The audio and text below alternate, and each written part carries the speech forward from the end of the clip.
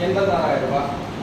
தொழில் வரி கிடையாது. இதர இனம் வந்து மே மாசம் 22,50,000 ரூபாய்.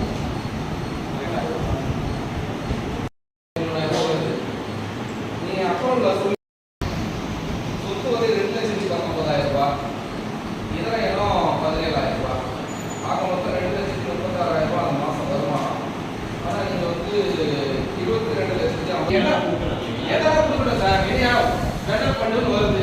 ஜெனரல் ஃபண்டு நீங்க கிட்ட கணக்கு கொடுக்கணுமா கொடுக்க கூடாதா? நாங்க அதுக்கு ஒப்புதல் தரணும். நாங்க ஒப்புதல் கொடுத்தா தானே நீங்க செலவு பண்றீங்க. எங்களுடைய ஒப்புதல் இல்லாம செலவு பண்றீங்க. அது வேற விஷயம். நாங்க ஒப்புதல் கொடுத்ததா பண்றீங்க.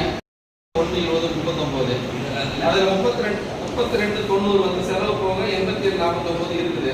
அது அடுத்த மாசம் சேர்க்கறாங்க. அடுத்த மாசம் 20 ஆப்ஷன் இருக்குதுங்க. என்ன தரல? அதே கூட்டல்ல கொடுத்துருங்க. அதே பாக்கி ரூபாய் உலவாத கூட்டம் நல்ல அடிசார் கட்டறதுக்கு மட்டும் இல்ல.